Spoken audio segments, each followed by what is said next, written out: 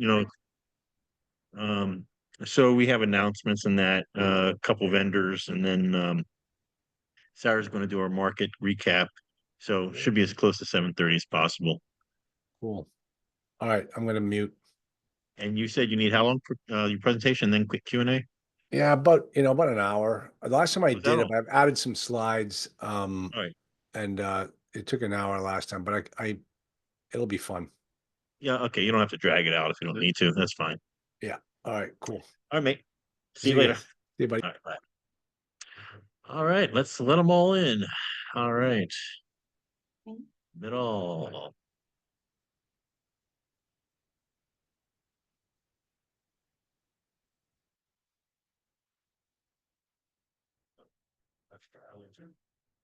Right, Sarah, you got the controls to let people in? Yes. Up here. Awesome. And I don't see Kelly as a co-host, so if we're I here, do do you want not. to make? Do you see her in the thing? I don't She even is see in her yet. here. No, I can see She her is. Kelly membership down there here, but she's Okay, not hold a on. Let me just. co-host. I got it. I got it now. Just. I lost her. Here she is. Okay, Kelly membership. Crap. All right, make host. All right. All right, I'm going to kick off. Welcome, everybody, to our new year. And it's going to be a great one. This is our first meeting of the year for the Boston Real Estate Investors Association. Glad you could join us tonight. We have a lot of great things going on tonight. There's a very special guest star, our Boston-owned Charles Dobens will be joining us about 7:30 for the main event. But we've got a lot of good things to say before then. So you are being recorded. Um, so I'd like to show you, yeah, look at all these lovely faces on the board here. Awesome, awesome, great to have you all here.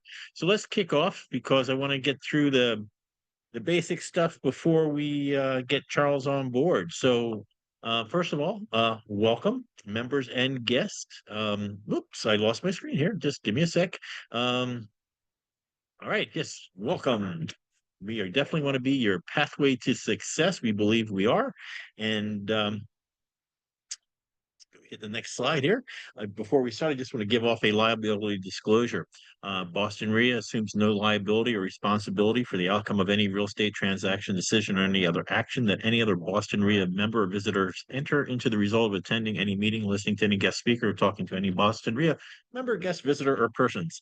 Huh, I said that all in one breath. And now that we got it out of the way, guys, we always ask that you do your due diligence when you listen to any product, program, or investing deal. So we are all adults. We all understand that. That is said. So let's move on. Okay, if this is your first time here, again, we are the most active real estate investing community in New England. Even though I'm currently down in Florida, enjoying the chilly but brisk weather down here. We are the number one in deal flow. We have over 5,000 investors throughout Massachusetts. We are number one in networking. We want our members to network. It's not what you know, it's who you know.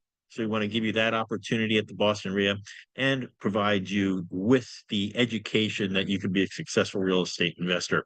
And we want to be seen as your local investor resource. We have a lot of member benefits that we feel will give you everything you need to be a successful investor and provide all the tools you need to get there. Some of the resources we have are paid, and a lot of them are free. So when you become a member, you'll log into your members area and you'll have access to them. And we'll talk to a few of them tonight. We are, as the Boston REIA, a member, we should say a chapter of the National Real Estate Investors Organization. We are the largest trade association of real estate investors in the United States of America. And we have some pretty big partners that provide you these benefits from Home Depot, Office Depot, Equity Trust, Rent Perfect, and Real Perfect, just to name a few. So there are massive trade discounts you get as being a member. These are massive trade discounts that aren't even open to other general contractors, as an example, at Home Depot. So, Office Depot, 50% off, Rent Perfect. You get credit checks, background checks, security screenings and all that for as little as a dollar. So we have a great set of benefits for you, which we'll talk about later on in the presentation. One of the things we take pride of ourselves with the Boston REIA is having lots of money for you. Um, we have so much money in our organization that we want you to do deals, bring deals to us. We have hard money, we have commercial funding, we have transactional funding. So we have many of our partners. So when you get involved with Boston REIA, you'll have access to all of these lenders at special rates and even proof of funds. So if you just need to whip out and show that you're even a brand new investor and want proof of funds, we will give that to you up to $500,000 just like that instantaneously. So you can do deals. And that if you want to go check it out now, you can go to quickturnmoney.com and grab yourself a proof of funds and get yourself in the game. One thing we know that holds investors back is feeling they don't have the money to do deals. Well, we have the money. So with that in mind, we are going to talk about one of our money lenders, or I should say, fractional ownership in about 10 minutes, maybe 5 minutes. But first of all, we want to give you a market update. What's going on in Boston in the real estate market? And you're going to be hearing from Sarah Abraham, our investor friendly realtor. Remember those words, investor friendly realtor? So let's talk about and turn it over to Sarah right now. Hey, Sarah, are you ready? I am, yes, thanks, Duncan. I'll take it from Awesome. here. I'm going to stop my share, give it to Okay, you, and away thank you you. go. Yes, so definitely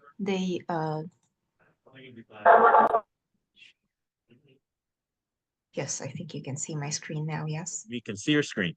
Okay, fantastic. So definitely the Boston market has been really interesting the past couple of months. I mean, it's kind of, normal in a sense because of everything happening, the new year, the holidays and whatnot. But to add more to the mix, everything happening with the elections and all that. Even though things started to move a little bit, it's not as much as we wanted it to be. So I'm gonna go quickly over this market update. This is a daily thing. So this is only the data from today. So interest rate for today, it closed at 6.96, which is again up to almost 7. The total homes available in the market in Essex, Middlesex, and Suffolk counties, where I mostly work, is about 13% more than same day last year. Average days on the market is exactly the same. I want to say over the past maybe couple of weeks, I've been keeping an eye on the average days on the market as well as the numbers of homes available, and that I was so surprised that this year we accumulated more days on the market and more inventory than last year, same day. At least today it's exactly the same average days on the market. Contingents, the properties that were contingent and went under agreement today is 259 homes. The ones that had price changes, 48, and the ones that went back on the market was 25. So there is some movement still there. Um, on the other hand, this is a weekly report. So it looks normally on the what happens over the week. So this week versus last week, it went about 0.02%, closing at 6.93. And what I really, really like to always see here, what Sam Khater says, who is the chief economist of Freddie Mac.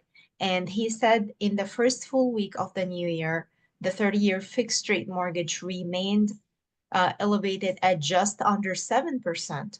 The continued strength of the economy has put upward pressure on mortgage rates, and along with high home prices, continues to impact housing affordability.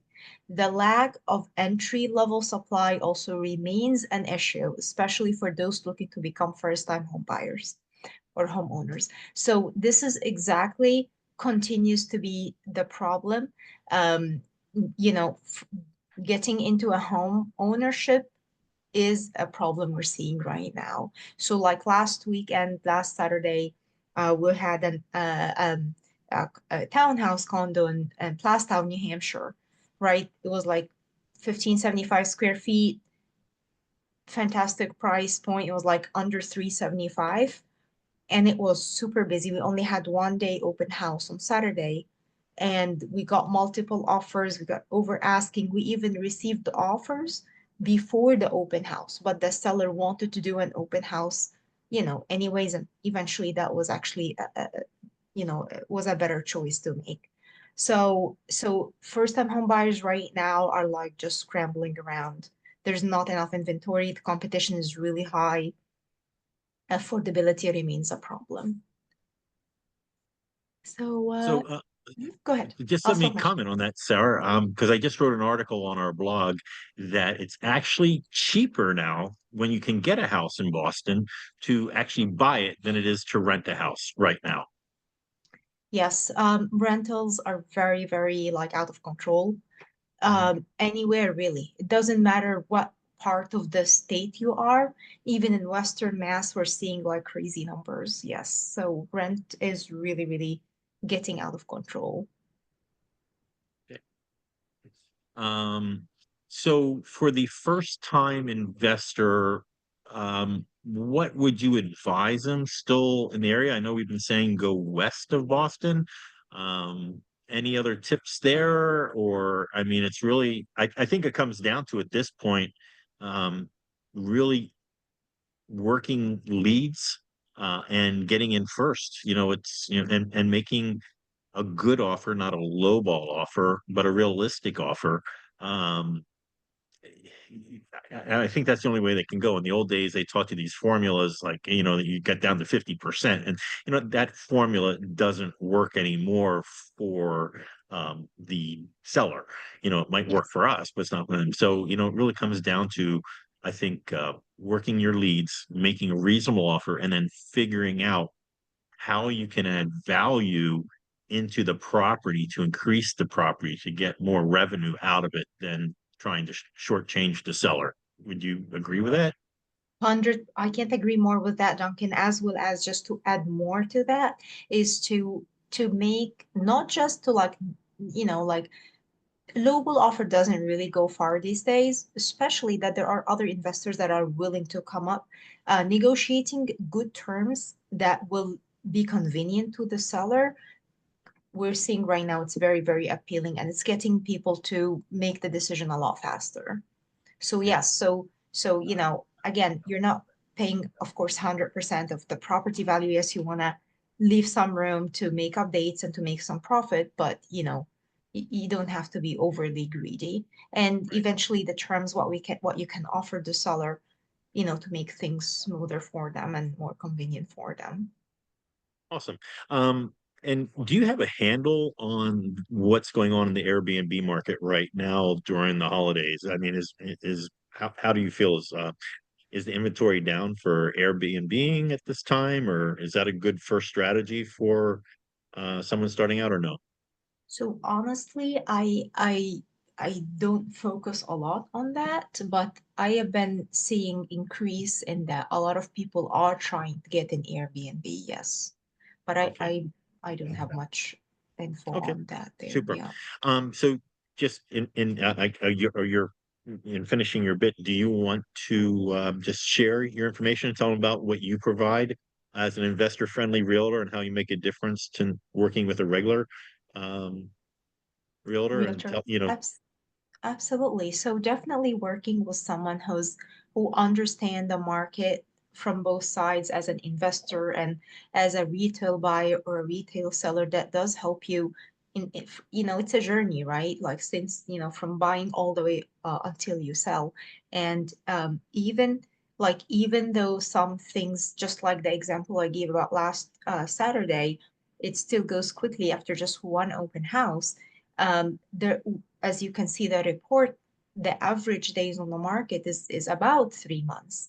So, eventually having the right person with the right tools, because, what's the benefit if you got a great deal on the front end and you're able to negotiate it, and then you ended up sitting on the market for 90 days just to get an offer accepted, not to mention 45, 60 days until that buyer eventually closed. So you lost like 5, 6 months right there, and that will eat up your profit. So you really need to have someone that is able to take you from the start all the way to the finish line, eventually without losses. So and there is a lot come into that, just like we discussed about strategizing the offer so it would be appealing to the seller, marketing the property and pricing it the right way, as well as finding the right buyer so we wouldn't end up back on the market.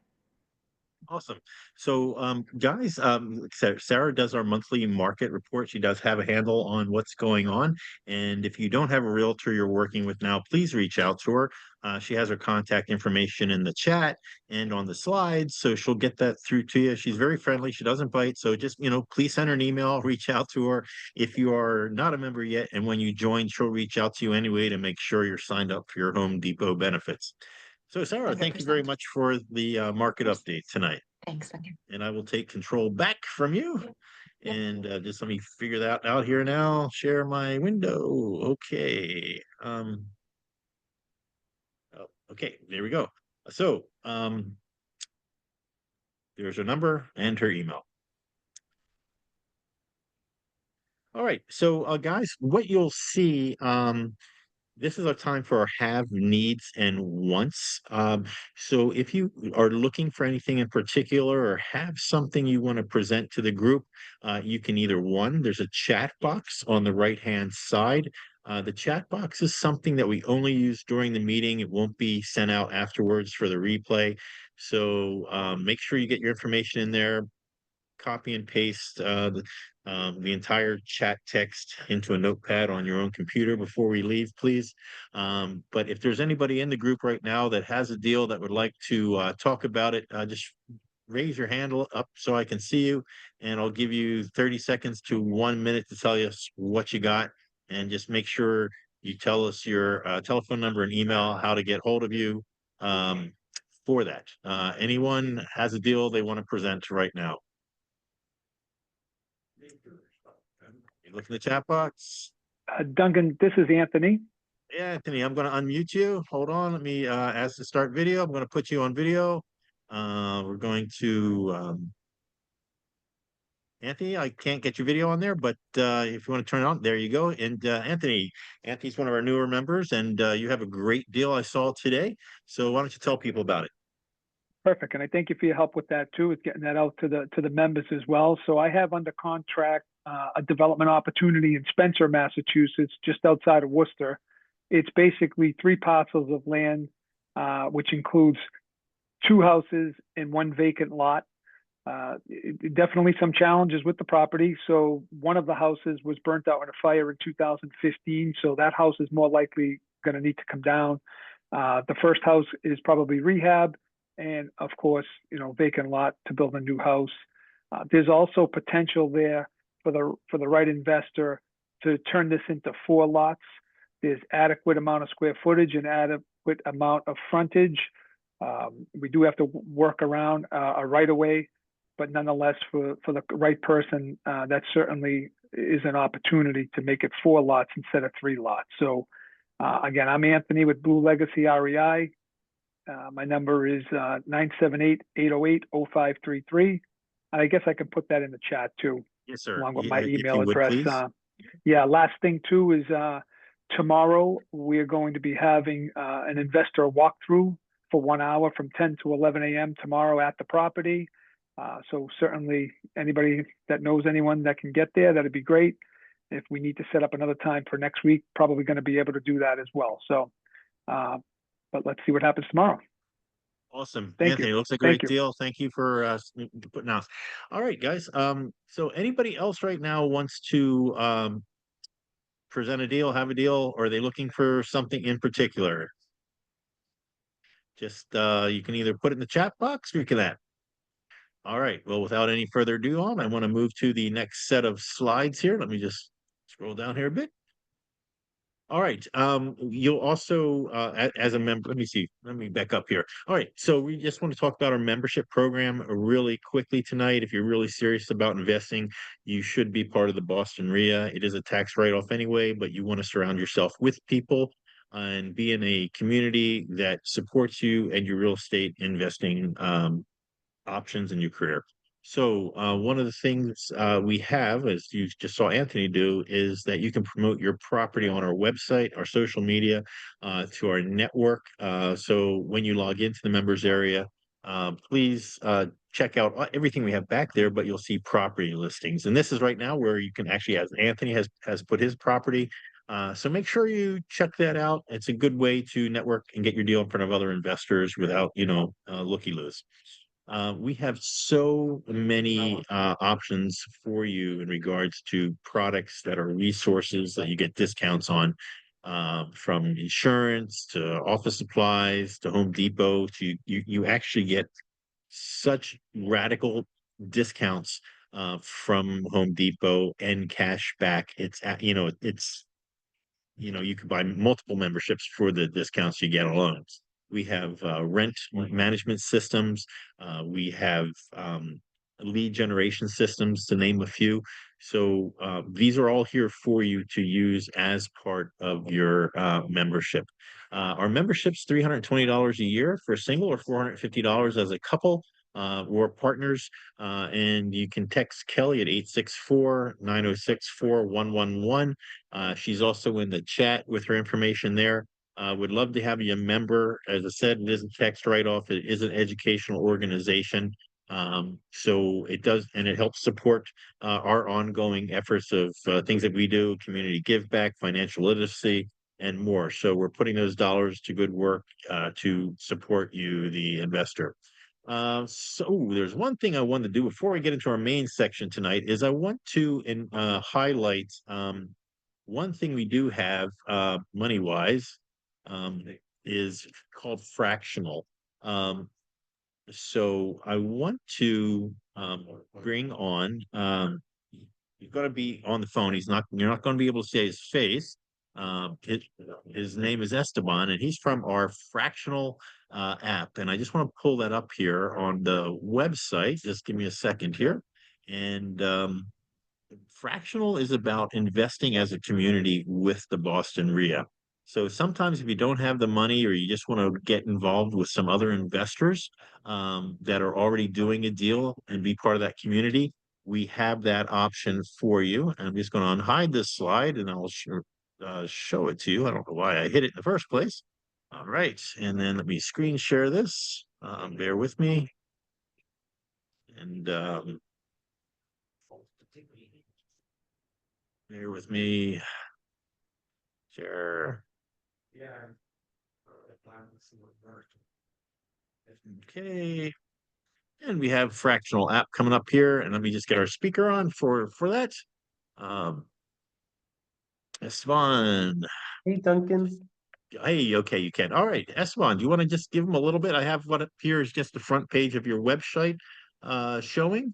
And if you just want to talk through about what you guys are about and how you can help the investor.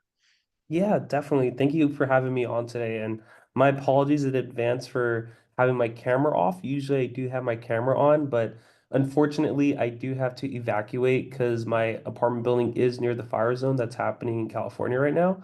But just to give you a quick little highlight about what Fractional does, pretty much we're a platform that helps people facilitate co-ownership in real estate. You can think of the platform working as if it's almost like a Facebook group, but for real estate investors. So pretty much it's completely free to join. You can go ahead and create an account. There's different niche communities that you can also join that revolve around creative financing, that revolve around sub two, that revolve around private money lending, tax deeds, right? And whenever you go ahead and join one of these communities, you're able to network with other investors on board the community. You're able to ask them questions. And the cool thing is that you're also able to raise capital for your own projects. So if you're ever at a time like, hey, I want to go ahead and level up my real estate investing game, but I'm maxed out on the credit, more so the capital that I have access to, let us help you out. We're more than happy to be able to introduce you to a couple investors, help you moderate the conversation, and help you become successful for your next capital raise. But if you're also like, hey, I just want to go ahead and meet other investors, we also have a really cool thing that's lining up. You guys may have heard about it in the past. It's called REIA Unified. But I'm happy to announce that we're officially partnering with National REIA in the upcoming weeks, and we will have a larger announcement. So you guys are getting a little bit of an alpha as well. But pretty much what we're going to have in store for you guys is that not only can you connect with other members from Boston REIA, but now you're going to be able to connect with every single member from different chapters across the United States that are I thought involved. I lost you there, but yeah. So you cut off that you'll be able to network with, and that's where you stop. Oh, thank you. Sorry about that. Thanks, Duncan. But pretty much you'll be able to network with other members from different chapters all across the United States. So if you're like, hey, I'm priced out in Boston, you can definitely team up with somebody out in Colorado, even Florida, and be able to invest alongside with them as well. But if you're interested in joining the community, I included a link in the chat below as well. And if you have any more questions, you're more than welcome to email me. I'm typing in my email right now. And I'll be more than happy to get connected with you and see how I can help you out specifically. But thank you, Duncan, for having me, and I'm gonna keep driving for right now. All right. Well, stay safe out there. Thank you very much. And guys, uh, Fractional is a great platform. Like I said, you can promote your properties on there, get funding for your properties, invest in other people's investors, and it's through the National REIA. So, if you're finding Boston isn't somewhere you're getting enough traction for a property, invest somewhere else. I really love Fractional. They've got some great exciting things going on there. So please check them out. If you can't see the chat box, you can go to our website, Boston Real Estate Investors Association.com. And if you go to the far right at the top menu, you'll see it says invest with us, and that'll take you right to the Fractional app that you'll have. All right, so now it's time to move on to our main event, and I'm just going to scroll down to my slide here and put them back up in there. And let me admit the last guy coming in here. Our speaker, it's none other than Boston's own Charles Dobbins Esquire. And Charles is a multi-family attorney. I've known Charles for God knows how long. 34 years. God, yes. Don't remind me. 34 years, Duncan. Yes. I knew Don't you. I remind think me. I met you when you were 50. Yeah, 50. Yeah. I know. It's Yep. but, you can tell, guys, that he looks definitely older than I do on there. And you He's and you still- haven't changed a bit. You still look like hell. Yeah. But I Thank love you you. very much. Anyway, Charles runs the Multifamily Investing Academy. He runs the Multifamily War Room. He has thousands of doors. He's a mentor, speaker, coach, author, very well known around the country. And he resides in Boston, where his main business office is, and does deals all around the United States. He has helped thousands of students. So Charles doesn't give any bullshit. He knows Boston people. He knows exactly what they want to hear and don't want to hear. So he's going to go through it with you tonight. The nice thing about that is no matter what I say, I know I'm not going to offend anybody because You we're can't offend Boston. anybody from Boston. Oh my gosh, that's I think that's the most beautiful thing. Let me get started here. Share my screen. All right, I'm gonna stop my share. Yeah. And that Photoshop picture of you there. No, yeah. I guess that was a little bit of Photoshop. You are A little right. bit. She told me afterwards. Yeah, I won't tell you what part. All right, let me jump on over here. All right. So thank you, Duncan, for introducing me. And hello, Kelly. It's nice to see you. There she is. And let's say I'm not going to admit anybody. Obviously, you guys are going to do all that. But I'm the owner of Dobens Law. Also have a law firm in Andover, Mass. I'm actually in my home studio here in Nashua, New Hampshire, where I was originally. That's kind of where I got my start in the multifamily business. Founder of the Multifamily Investing Academy. That's like my educational arm. That's what I teach people.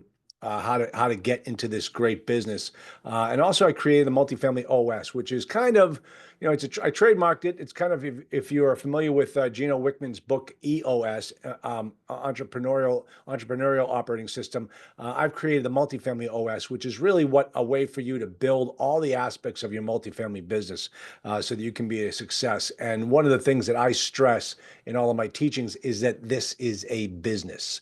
And for you to achieve the successes you want to achieve in this industry, you must come at it with the approach that this is a business, and I'm going to build a business that I'll be able to leave a legacy with. I'll be able to leave my kids. And I have many students right now who have started with me years ago and have built up a business that they are bringing their next generation in already.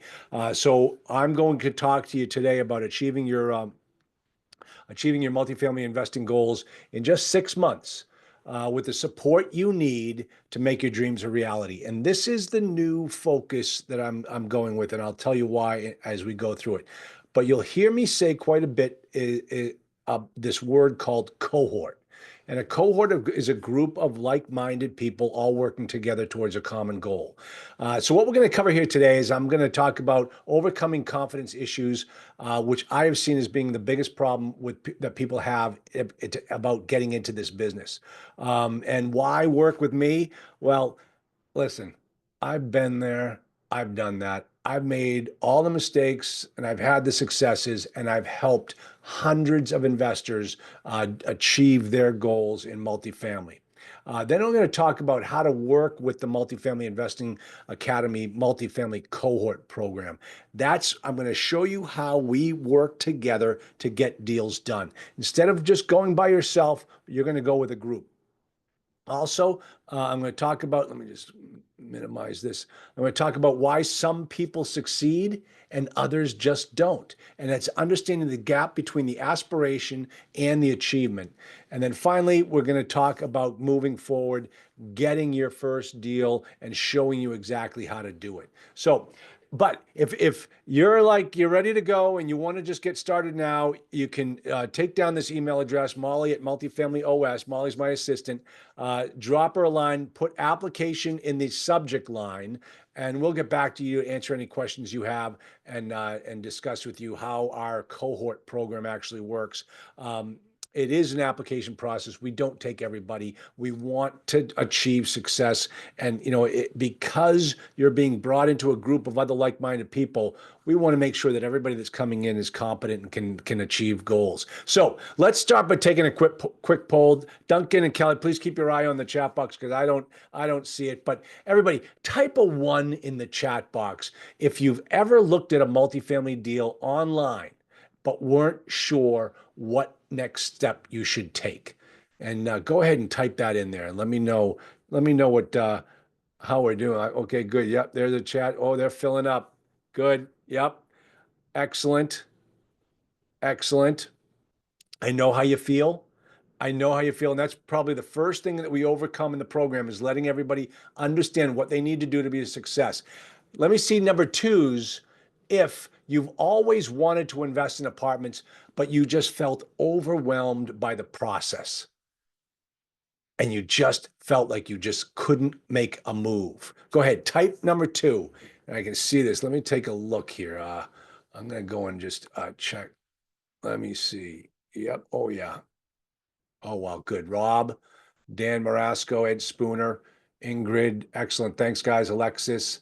Exactly. Okay, let's talk about this because this is what I see all the time when I'm training people. But let me tell you more about my story. Let me get here. Okay.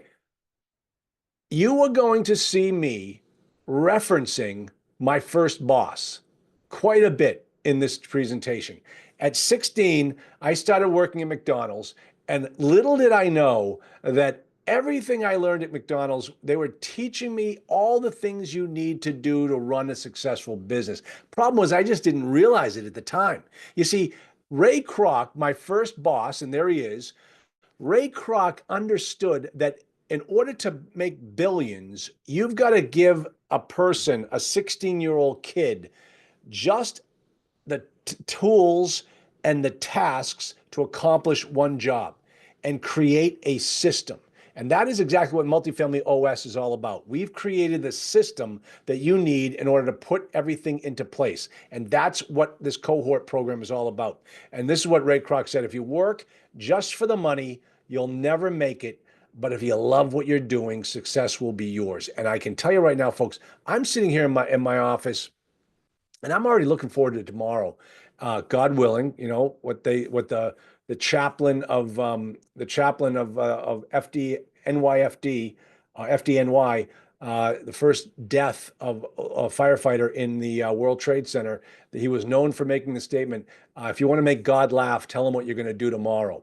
And but I'm, God willing, I hope that I will be able to come back in here and get back to work and help people achieve their goals. Now, My first job in multifamily actually happened when I was in college. And this is the building. And uh, folks, I have put this picture up before, and people have looked at it and knew exactly where it was. This happens to be 1501 Beacon Street in Brookline, Mass, right between Washington Square and Coolidge Corner. It is a Class A, beautiful, gorgeous building, and I was the doorman in college. Best job you could possibly have. I was a doorman sitting right there in the front desk, the second shift, so that I could study right at the desk and greet everybody. And the owner of this building, Mr. Rand, would drive in once a month with his white Rolls-Royce Corniche convertible and get out, spend the day in the office, counting his money, paying his bills, getting back in his car, driving away. And I thought to myself, that is exactly the job I want to do. But I didn't. I took the path of least resistance. I didn't know how to get into multifamily. I was afraid. I lacked confidence. And I ended up taking the path of least resistance, which was in the insurance business. Now, here is my dearly departed father. This is him at age 80 with a broken neck, slipped and fell on a hill in Ireland, and broke his neck. And we had to fly him home, and he lived a couple more years, and he just greatest man in the world. But I started working with him in the insurance business, and I tell you one thing that I thought I was having a good year. And in the insurance business, to have a good year, you sell 100 policies in a year. If you sell 100 policies in a year, you're going to be a success. And one year, it's about October, and I'm on track for making Centurion 100 policies in one year. And I walk up to my dad and I said, "Hey, Dad, I'm on track for making Centurion. Have you ever done that?" And he looks at me and he says, "What, are you kidding me? I've made double Centurion for the last 10 years straight." And I thought, damn, I'm never going to be as good as my father in this business. And I don't even like this business. So I decided right then and there that I was going to go, let me see, why doesn't it switch? I'm going to go back to school. And what I always wanted to do was be a lawyer. And so I did. And I went to law school while I worked during the day, and I did law school nights. And I graduated, and I realized that it's a great job, but it's a job. And you can work hard, but you're always just trading your time for money. That's it. And you only have a limited amount of time. So very few lawyers make a lot of money and leave a legacy. They work for the wage. And that's the problem with being a lawyer. As a matter of fact, what one lawyer said to me, he said, he was an 80-year-old lawyer still working, and he said, "Charlie, the law would be an excellent profession if it wasn't for lawyers or the law." And I thought, oh man, I gotta do something different. I gotta start, building up net worth so that I don't have to do this in my older years. And so, and as a matter of fact, many of you, during COVID, uh, all of a sudden, people's names and occupation names were being changed, and everyone was a first responder. Got to protect the first responders. Got to protect, and then I thought, well, you know what? I want to change the look of lawyers from ambulance chasers to second responders. And so that's what I was. I was a second responder. So let's talk about building assets over not just trading your time, which is what I was doing. And so when I continued practicing law, I started buying apartments. And as you can see here, these are just, I've owned over 1,000 apartments. That's actually the name of my book, How to Own 1,000 Apartments in 5 Years. I've owned, all these are pictures of all the properties I've owned, just some of them, as a matter of fact. And I'm in the process, right now, I'm in the process of closing on a hotel with my partners in a cohort program. And we're very excited. That's going to be coming up in mid-January. So let me just kind of give you an idea of what I have done. I have owned A-class properties. excellent properties, the kind of properties you forget you even own. B-class properties are great assets to own as well. You as we are about to talk about, and I heard Duncan mention it before, we look for value add B-class properties. I've owned C-class properties, and I actually have a bumper sticker that I give out at my presentations that says life is too short to own C-class property. Now, I've had a student come up to me and say, Charlie, I hate it when you say that because I've made so much money owning C-class property. And I said, Doug, that's fantastic. I'm so glad for you. I don't own a tool belt. And I don't have the time in my busy day to be worried about getting out there and rehabbing and renovating properties. And C-class property tenants are tough tenants to have. So I'm staying away from C-class property, but other people make a killing with it. I've owned D-class property, war zones. Don't do it. I've done no money down deals. Seriously, no money down deals where the bank said, sign here and it's yours. I've done master lease options. I've assumed existing mortgages. I've owned property, as I mentioned before, that I forgot I owned, and then I've owned property that I wish I never laid my eyes on. I've seen it all. And so when students bring me deals, when we start working together, I tell you, let me tell you what it's like owning this type of property. And I'm going to actually show you one of my guys later on of a property. I said, you are buying this property because that's how good it was. I am not a guru. I am an expert. I went to school for this. I'm a lawyer. I am not your lawyer unless you hired me as your lawyer. But as far as teaching you and being your partner, I am not practicing law. I am teaching you how to do it just like you would with any type of expert. And I'm also going to have you hire a lawyer. Now, why do I do what I do? It's because I absolutely love what I do. When I was that young buck insurance agent out of college, I remember talking to my manager. Nice guy. We're still friends to this day. He sponsored me for membership at the National Country Club. Great guy. Very successful insurance agent. I said, Tim, why did you get out of the field and go into management? I mean, you have to, now you're working for the man. Before that, you were, your own boss. And he says, Charlie, I love seeing you succeed. And as a 22-year-old kid right out of college, I thought that was the stupidest thing I'd ever heard in my life because I was all about me. Fast forward, God knows how many years, 40 years, almost 40 years. I now know what he meant. I get it. Now I love seeing my students succeed. And that's the name. That's why I do what I do. As my first boss said, the more I help others to succeed, the more I succeed. And I could not agree with my boss more. Now, I was teaching at Babson I had a seminar in Babson, and I said something to the effect of what I'm about to show you, and I was amazed at people's reactions. Okay, let me show you what the shortest horror story is. Tomorrow is Monday. How many people live like that? Where you're afraid of Mondays. Sunday night is the worst time of the week because it's always followed by Monday morning. That's the way I felt. I was getting my head beat in Monday mornings. I hated them. And that's why I do what I do. I had to get out of that field. I was miserable. And that's when I decided to start getting into the multifamily world. Tomorrow is Monday. Fastest horror story. Now, why are you here? And obviously you're here because you're an action taker. This is what, Thursday night at 7 o'clock, and you're all here listening to me talk. You need to take action. You want to take action, and I'm going to show you how to do it. And the reason you've got to take action now is someone sitting in the shade today because someone planted a tree a long time ago. In addition to Ray Kroc and Warren Buffett, we're going to talk more about in a moment. One of my other great heroes is Colonel Sanders.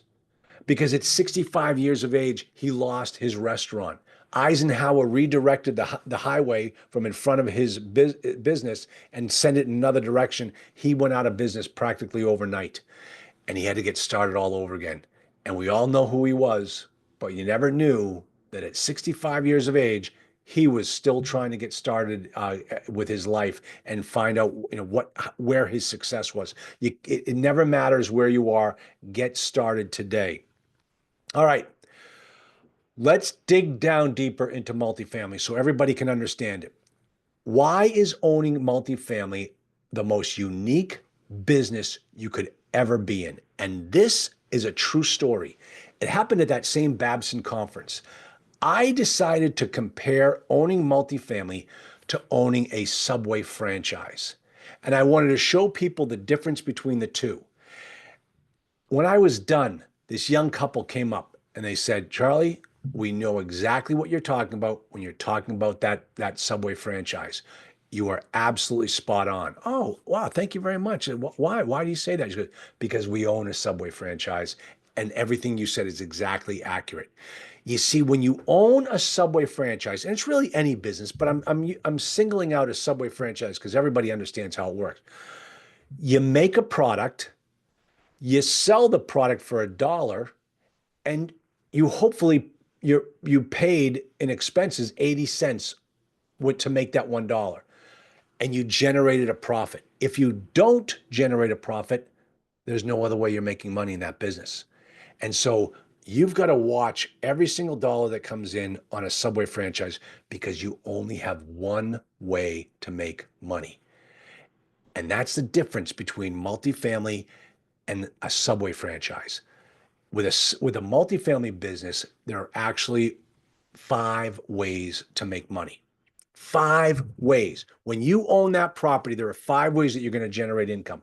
The first one is the cash flow or the profit at the end of the month. That's the money that after you paid all your bills, the money that's left over, that's the profit, just like with a Subway. But here's where things go different. You see, you also get the appreciation as the market changes and goes up, your property appreciates in value. And nowadays, folks, it's getting harder and harder to build these properties. So once you own one, you want to keep buying more and holding on to them. The other way is the mortgage pay down. Your tenants are amortizing your note. You're paying off that note every single month, but you're not paying it. Your tenants are paying it. And as that note gets paid off, at the end of 20 years, you've got an asset free and clear. And you didn't make one payment. Your tenants did. You don't get that with a Subway franchise. The other way is property management. And this is what I teach all of my students. Property management is paying yourself first. I mean, if you've listened to Dave Ramsey, he's always saying you pay yourself first. Property management is paying yourself first. I teach all of my students to be their own property managers. You may start out early in the business having someone else using a third-party property administrator, a third-party property management. But I'm telling you right now, as time goes on and as you grow, you're going to become your own property manager. Nobody loves your properties as much as you do.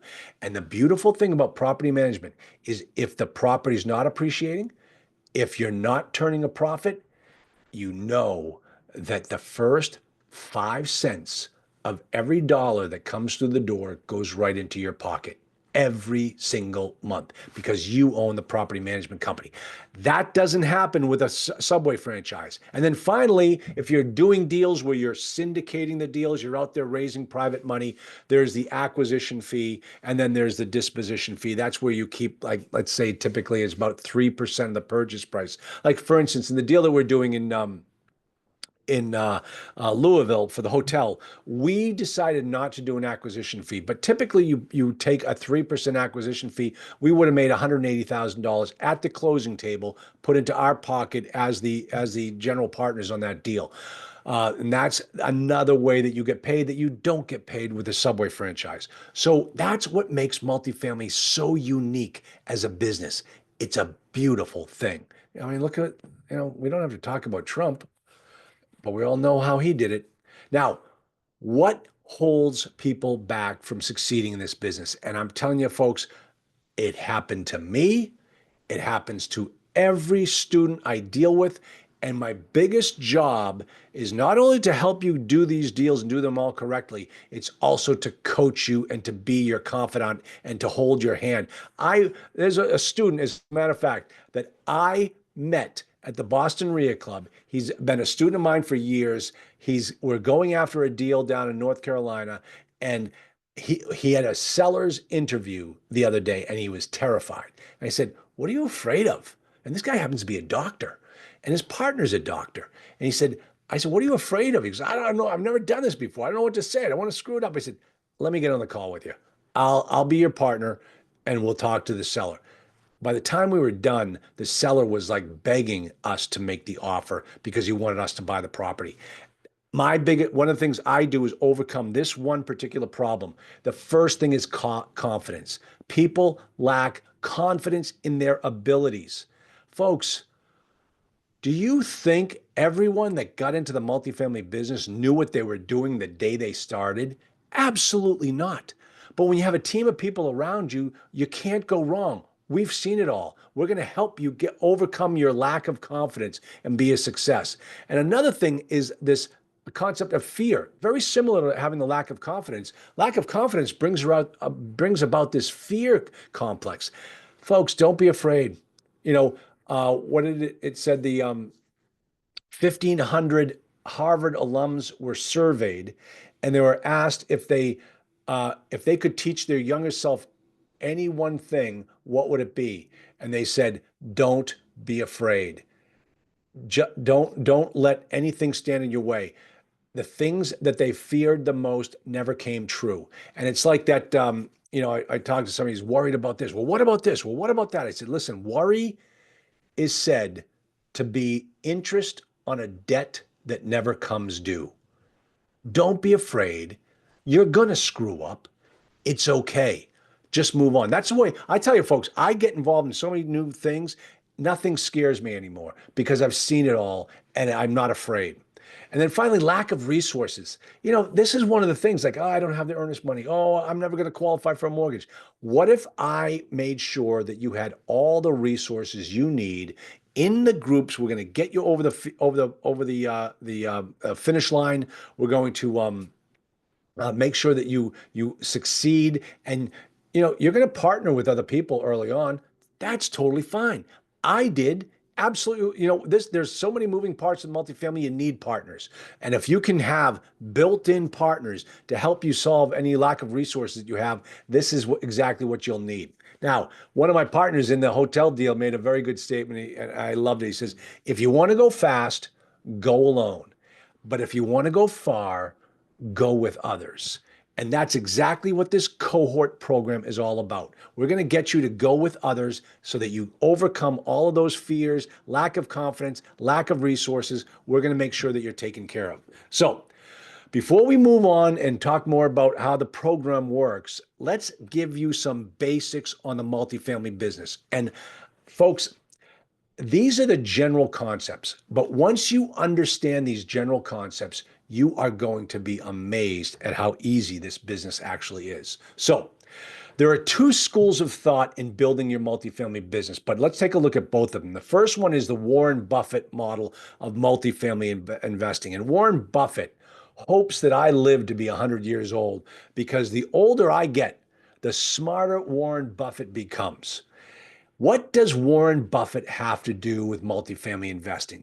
First, you have to understand who Warren Buffett is and how he got to his level of success. Now, before I move on, I'm just going to reference back to what Duncan said early on about value adding, finding properties and bringing value to them. Okay? That is the key. That's what made Warren Buffett the man that he is. And more importantly, how you can use these lessons to become the multifamily millionaire. Let's talk about Warren Buffett. He started as a passive investor. Well, so do many of my students. I put 50,000 in that deal. I put 25,000 in that deal. I want to see how it works before I get into it. Warren Buffett did the exact same thing. He rose to prominence through a strategy of value investing by buying up companies that were undervalued. The company that works for, Berkshire Hathaway, that was a textile company. He knew nothing about textiles, but he understood business, and he understood that property was undervalued. And that's what you're going to learn in this business. He has only paid one distribution to his investors in the entire history of his company. And he even jokes, he says, I think I was in the bathroom when the board of directors voted for that distribution. He retains the money. He keeps it in the business so they can go out and buy more properties. He believes that investors benefit more from the long-term growth of their property than from a yearly cash payment. So that's one total shift in the paradigm that many investors have. Like, well, I got to pay out a distribution. No, you need to go back and buy more property and buy more property. He believes profits are better spent on reinvesting them in the business, especially when the business is intent on growth. Now, understand the alternative to being intent on growth. You're going to be intent on cash flow. Well, the beautiful thing about multifamily is that it provides cash flow. But when it's up and performing, that's great. When the property is needing to add value, you don't want to pay out money. You want to build it into the business. And I'll show you why in just a second. So even with a lack of a preferred return, his business has increased by 3.6 million% between 1964 when he got started and 2021, compared to the S&P's 30,000% increase. All right, so let's recap the Warren Buffett model. He only buys value propositions. He does not give preferred returns to investors. He buys for long-term growth, and he believes in reinvesting his growth back into his business. How many people know multifamily investors or real estate investors who have become massively successful with exactly this premise in their investing strategy? All right, now, before we discuss the second school of thought, let me share with you why multifamily investing is the greatest business in the world. Now, remember, I showed you 5 ways to make money in this business, and that's what set multifamily apart from, made it unique from other businesses. Now, let me show you why it is the greatest business in the world. I'm here to tell you that Einstein was wrong. Write this down. You heard it said that Albert Einstein said the most powerful force in the world is compound interest. I'm here to tell you that's not true. But before I do, you want to know a truth? Einstein never said that. He always gets credit for it, but he never said it. And I've done a deep dive on the internet, and it turns out that people believe this came from the opening monologue to a Johnny Carson episode when Johnny Carson was talking about the power of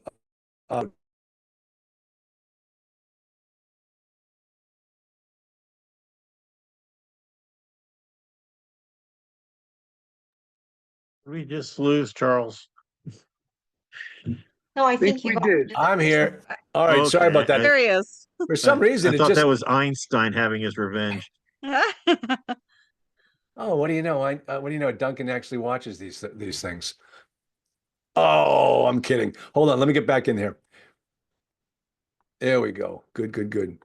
All right. So Einstein never said this. Johnny Carson said it in one of his monologues, and people have built on it. But here's what I have to say.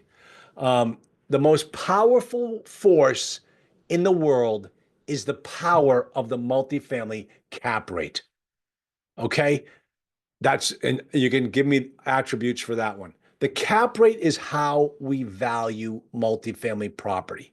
And this is, I'm not going to lose you on this one. You're going to understand by the time we're done how the cap rate works. When you hear people talking about, well, what did it sell for? What did it trade for? What they'll talk about is the cap rate, the capitalization rate. That's essentially a measure of money. And let me explain to you exactly what I mean. Here is the formula. This is the beautiful formula of multifamily investing. Once you understand this formula, you will totally get this business. 3 variables.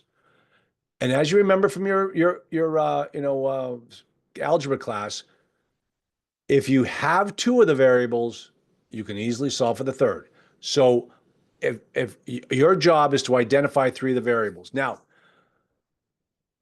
when in the multifamily world, we value property by this formula. Emotion has nothing to do with it. Comps have nothing to do with it.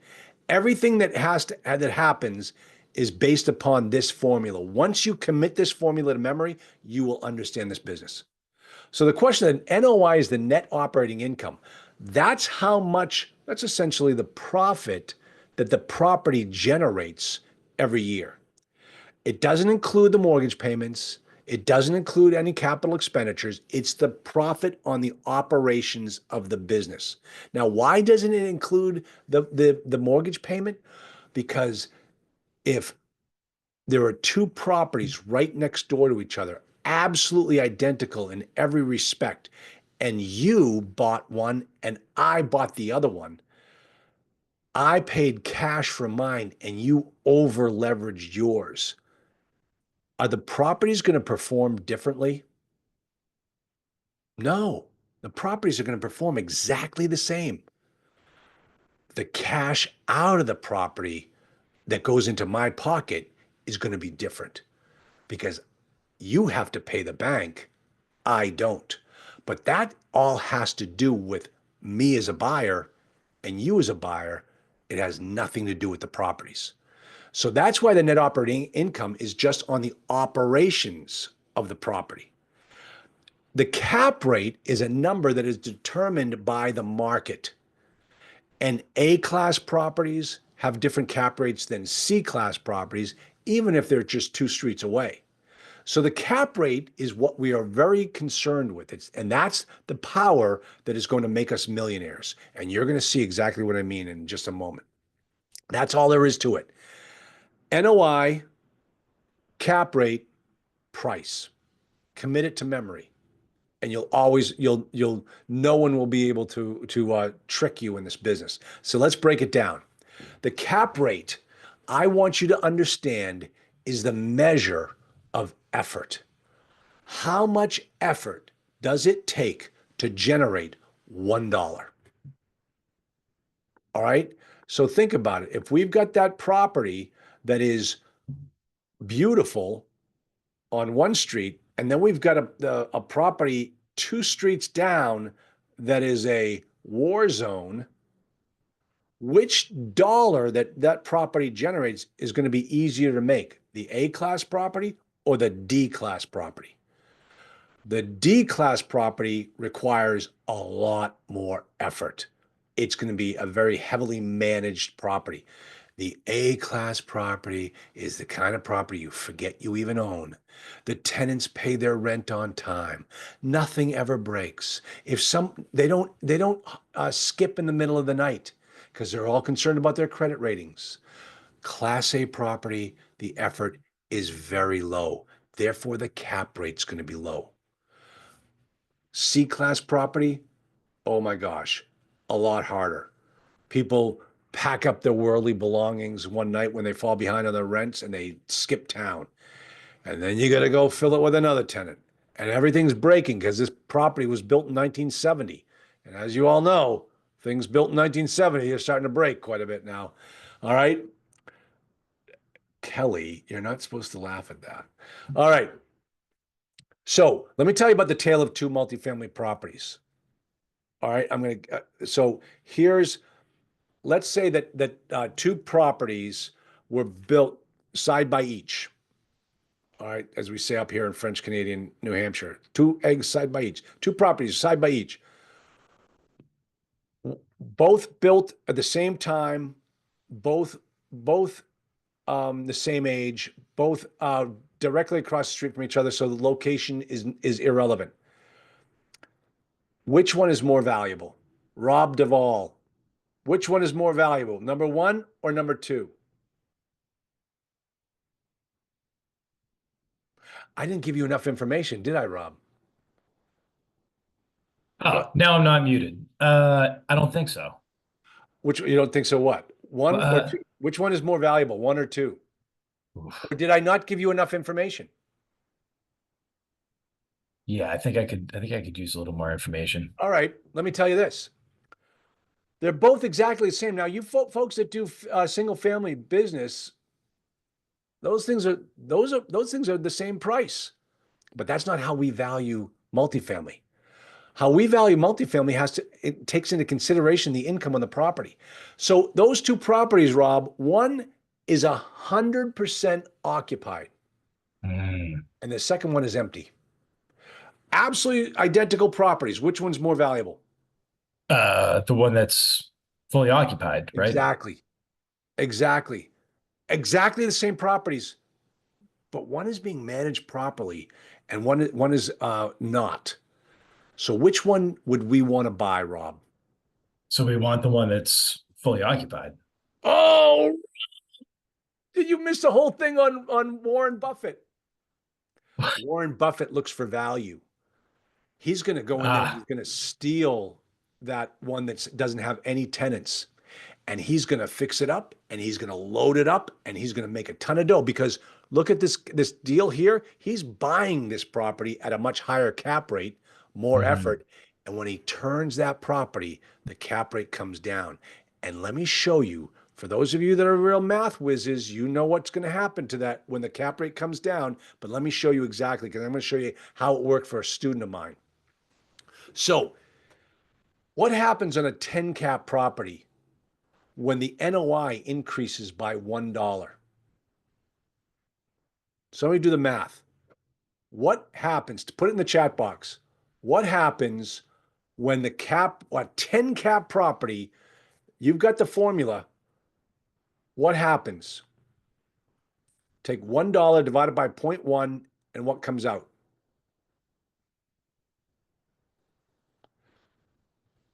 Don't make me have to think.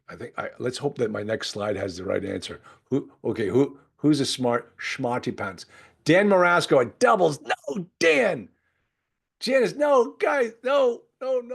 Where's my calculator? Oh, it's over there. No, 10. Rob Duvall. Rob, there's my man. Let me make sure that's right. It goes up by $10. Okay, now you're thinking to yourself, okay, Charlie, I don't quite get it. What's your point here? Okay, Rob bought that C-class property, and that C-class property has a 10 cap. The market is telling all of us those properties trade at a 10 cap. So Rob gets in there and he starts to go to work, and Rob increases the rents on that property so that at the end of the year, a new dollar drops down to the bottom of the line. Rob and his family are $10 richer. Their assets have increased by $10 because Excuse me. somebody paid him $1. Now, Rob is going to do that to the tune of $100. But Rob's going to do it not just for $100, he's going to do it for 100 units as well. And so at the end of the year, how does Rob do? You can make a lot more money doing that than trading your time for money. Let's take a look. What's the range on cap rates? Oh, it really depends. They can go as high as 15, but see, the thing is that different asset classes have different cap rates. So for example, most multifamilies can go from 3 Class A to 7 or 8 C. So that's kind of the typical range. And remember, on average, over the last 100 years, cap rates have only swung 2 points in either direction. We're buying a hotel. Remember, cap rate is the measure of effort. How much effort do you have to take to run a hotel compared to a multifamily? A lot. So cap rates on hotels are higher. So we're buying a hotel. You know what we're going to do with that hotel? We're going to convert it to a multifamily. So we're taking it from a 15 cap down to about a 6 cap. Watch what happens when you work those numbers. Let's do the same example, but this time we're looking at a 6 cap property. That same $1. Do the math. Somebody tell me what this number is. 16.7. Ivelo Kalachev. Good Irish name. Exactly. When you buy a property that has less effort, when you increase it by $1, when you increase that NO1 by $1, your kids are wealthier than Rob's kids, whose dad bought a 10 cap. So that's how cap rates work. And when you understand this, you understand multifamily. So let's take a look. Yep, 16.67. You're getting the math here. Your family's net worth is increased by 16.67. And then let's say you buy a 4 cap. What happens with a 4 cap? Brenda, I'm just going to keep muting you just because I can hear your a little feedback. What happens with the 4 cap? Remember, Rob bought a 10 cap, increased it by $1. His family made $10. How much does he make increasing it by $1 at a 4 cap? What's the answer? $25. Exactly. Rob makes $25. So, and the beautiful thing about nicer properties, I'm just telling you this so you understand it. A Class A tenant can easily afford to pay an extra dollar. It's easy for them. A C-class property, an extra dollar makes them wonder whether they're going to get cable that month or not. I'm exaggerating, but I want you to understand how this works. So those people with Class A properties make millions easily. That's why Donald Trump, all these guys who got the Class A's, they make money easily because of all the different ways you make money in this business. All right. Now, let's talk about one of my real life students. Who determines like whether something's an A, a B, a C, a D? Is that the bank determining it? Nope. A mere mortal does not determine cap rates. The market determines cap rates. And the No, cap I'm rates, saying like the class, when you're referring to class A, B, C. yeah. Well, Class A, the thing, so remember, cap rates are determined by the market. The different classes are determined by time. When you build a new property, you build that property, it's a Class A. You've got the building inspector is on your back. He's making sure everything is sealed properly. You got all the best things, all the best windows, and it's a Class A. And you're going to get a great rent on that property. Then as time goes on, it becomes a B. And they start building more A's. And then yours becomes a C. And before you know it, your neighborhood 40 years later, it ain't no A anymore. So that's what determines the class, typically the class. Now, there are exceptions to every rule except for one. And the exception most people understand is Manhattan. You see, you talk about pre-war construction. Those are beautiful, but that's an exception. So cap rates are determined by the market. Property classes are determined by time. Gotcha. Got it? All right, cool. All right, thanks. Good question. All right, so here's my client, Jake. Jake was driving by this property for years, and he watched it get less and less desirable. The owner was letting this thing go, and Jake wanted it. And so Jake found out who the mortgage was with, and it turned out to be with Jake's bank. Jake went down to his lender and said, "Hey, I like that deal. Can I get in that? Can I make that guy an offer?" And the lender said, that property is about to go to a tax sale. We're going to stop it, but we would love for you to buy that property. So Jake went and had breakfast with the seller. I love this story. Jake was calling me up on the ride to the breakfast. And he's like, what do I say? What if he says this? What if I said, Jake, here's how it's going to go. And I told him this. And when he says this, you're going to say this. And this is what you're not going to say because then, and I coached him through the whole entire conversation. He calls me back and says, Charlie, we got a deal. Everything you said came true exactly the way it did. It's like, of course, I've done this a million times. They're all the same. Jake bought this property. His mother is a property manager because that's what she did for years. So he knew that the rents on this property were grossly under market. And he understood the power of the cap rate. And here's what he sent me. This is an actual text. Before and after pictures. First one done. He had an open house just on that one unit. 98 more to go. It was a 99 unit property. Tenant moved in today with $100 increase in rent. 8 other approved applicants walked into the renovated unit and requested the upgraded unit. So then he starts rehabbing units as fast as he can because he gets that $100, new $100 coming in. Remember what happens when that happens. Let's take a look. Do the math. $100 more times 99 units times 12 months. It was about a 6.5 cap market for that type of property. How does his family do? Let's see anyone in the chat. Do the math. And remember, this is the increase. This isn't what the property's worth.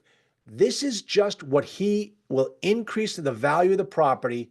Let me see. 1.8. Dan, thank you. You're spot on. Look at this. 1.827 million. His family just increased their net worth almost $2 million.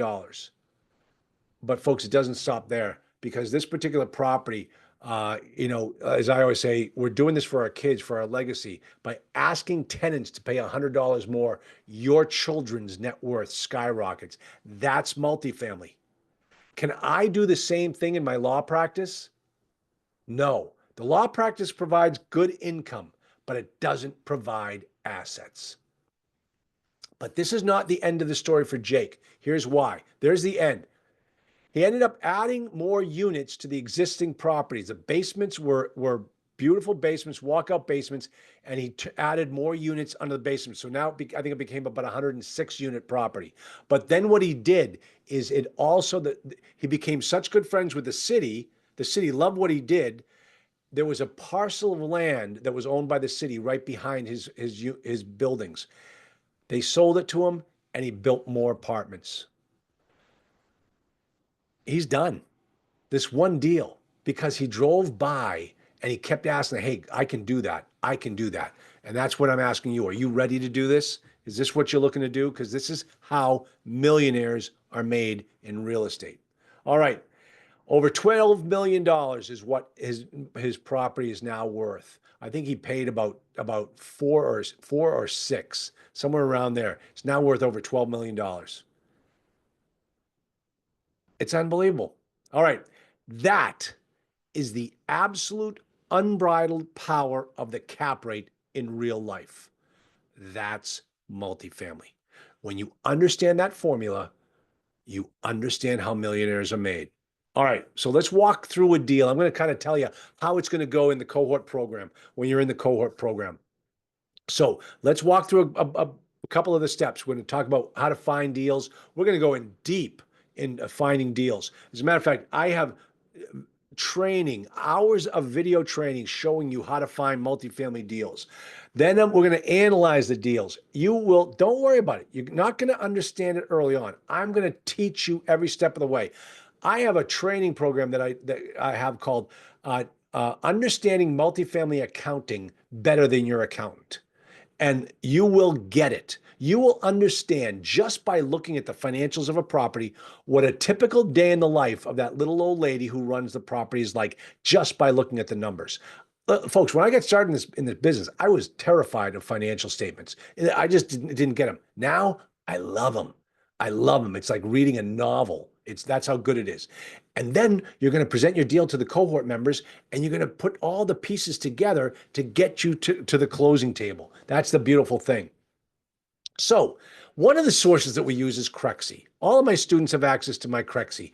You get an address, we'll get you the Crexi information. It tells you about the bank, where the bank is, how much they paid for it, how long they owned it, who the owners are, what other deals they have in the area. It's a great, great resource, Crexi is. But here's a property that, as you can see where it says down here in the bottom, view OM, view the offering memorandum. Well, the offering memorandum is the broker's pitch deck, okay? So we asked to get the offering memorandum, and then we start digging into the numbers. And so I will walk you through every offering memorandum. We'll sit on calls twice a month. We have live calls where all the cohort members come together and we all talk about different deals, and I show you how to do it, what to do, how to make offers, how to draft the offers. you got me twice a month, and all the time on WhatsApp, and that's how we do it. I'm just checking these. Broker's lie. Broker's lie. Somebody remembers my best lines. So let's take a look at this particular deal. This one is a 12 unit. Is it 12 unit? Where did we say how many units it was? 12 unit. Good size property. I mean, I teach my book, How to Own 1,000 Apartments in 5 Years. I teach people that that you start with 20 in the first year. That's all. And in 5 years, if you just follow my steps, you'll own 1,000 apartments. I did. So that's how you do it. Now, you'll be sent the offering memorandum. Pretty pictures, pretty pictures, pretty pictures. Brokers, will just show you how beautiful it is. But this is what we want to understand. We want to understand the unit breakup, the unit mix, and then we also want to understand how much room there is between the current rents and the market rents. That's going to tell us the first opportunity for us to make money because of the power of the cap rate. So as you can see here, you've got current income pro forma $1,200. The current income pro forma expenses, that doesn't make sense. And then the pro forma is $1,250. So on the studios, we only get $50. That's all we have to push the rents. Now, of course, we're going to own this property for years. We'll keep pushing it. But right now, there's not a lot of vig in the rental numbers. So this one might not be a great look. And then here's the big thing. This is the income and expense statement. Now, remember, look at it's, as you can see here, oops, let me go back. It's called pro forma. Pro forma is Latin for pretend. Okay? Okay, and anyone that took Latin, please give me grace. But for those of you that didn't take Latin, I'm absolutely right. It's pro forma is Latin for pretend. These are made up numbers. These are the numbers that the broker says you'll be able to make because you're so good. The current owner, who's owned it for years, has never been able to achieve those numbers, but because of who you are and you're in the Multifamily Investing Academy cohort program, you're going to hit these numbers. Bull. I know I could say bullshit if I wanted to because I'm talking to Boston people, but I won't. All right. So these are made up numbers, and it's your job is to go in there and figure out where the BS is. Because remember that formula. The guy can't muck around with the cap rate, but he can muck around with the NOI. And that's where we catch him. And that's where we know that we're going to buy a good deal or the guy's trying to screw us over. And I teach you all that stuff. So this is analyzing the deal. And then what we do is we put the numbers in our analyzer, spits out a number. If we like the number, if it gives us the returns that we're looking for, we make an offer. But we always make an offer. That student that I mentioned to you a moment ago who's buying the deal in North Carolina, he and I worked on that deal, made our first offer back in October. And the seller wanted 12 million. And we could only come up with 10.5 million. 10.5 million was the number that worked for us. You always make an offer on the numbers that work for you. Forget what they're asking. The biggest lie in multifamily is the asking price. We said 10.5 million. He said, I'm going to offer 11. Okay, so we offered 11. It was rejected. Okay, it's no big deal. We're always going to get rejected. But we got a phone call last week. It said, is your offer still good? And we said, well, give us updated financials and we'll tell you if it's still good. We got updated financials. We revised our offer to 10.5. We're getting that deal at 10.5. Okay? Because we made an offer. If you're not making offers, this is nothing more than a very expensive hobby. If you're not making offers, this is just you showing up to some webinar on Thursday at 7 o'clock. Make this your business. Make offers. That's the only thing you can control in this business. You can't control if the seller says yes. You can't control if the bank says yes. The only thing you can control is you creating product, and your product is an offer. That's what you have to do. All right. But can I just make a quick mention? With all of the real estate prices that I've been seeing out there, and I get it. There's a difference between the asking price and your offer price, but they're not.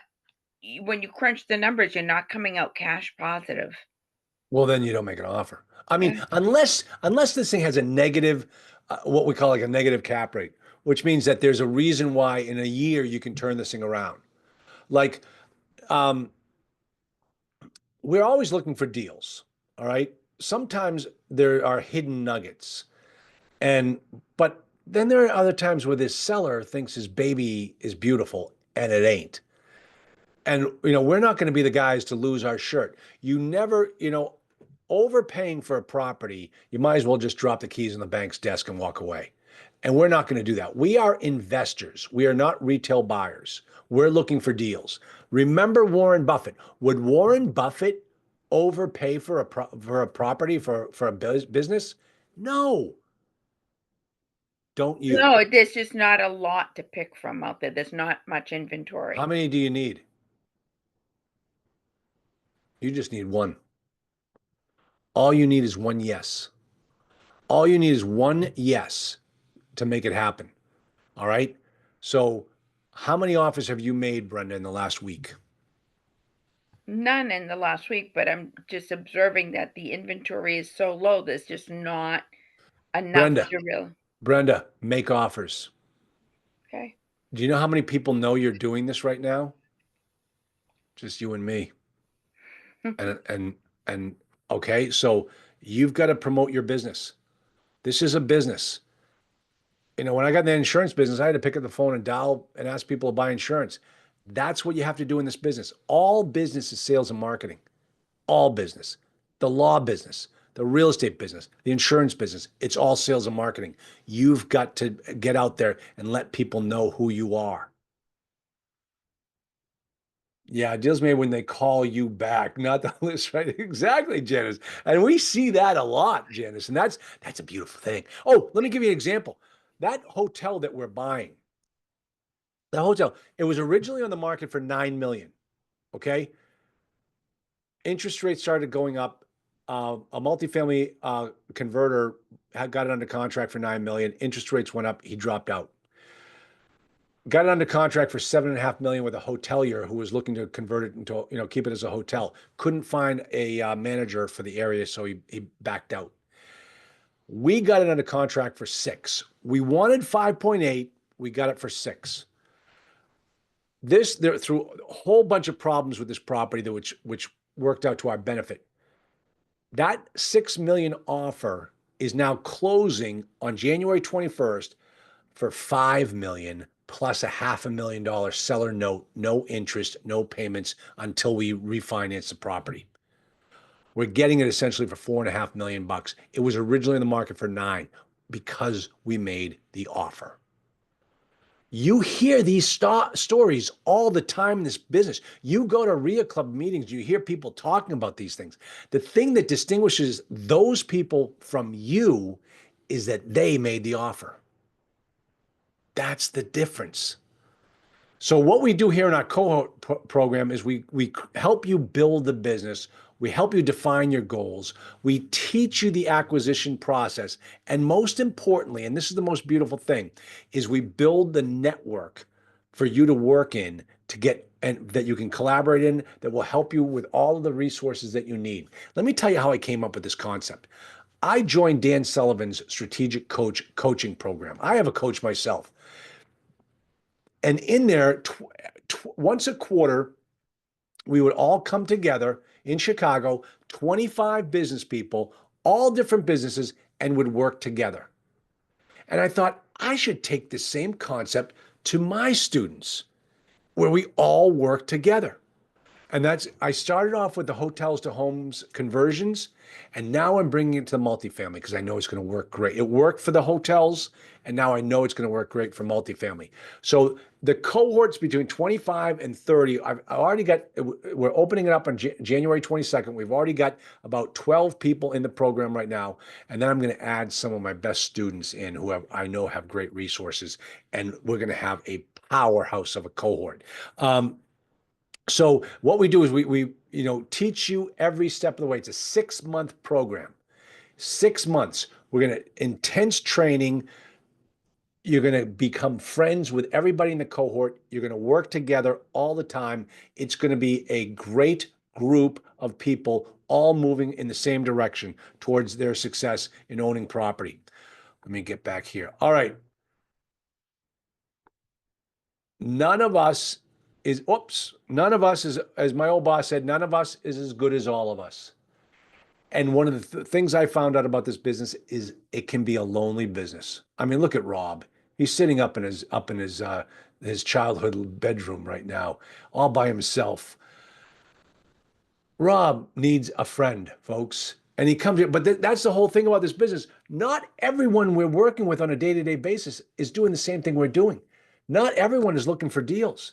Sometimes we're the only people in our world to go out there and be attempting to achieve success in another endeavor. And it gets lonely. And I know that. And this cohort program is where we bring all like-minded people, all people looking to buy multifamily property together.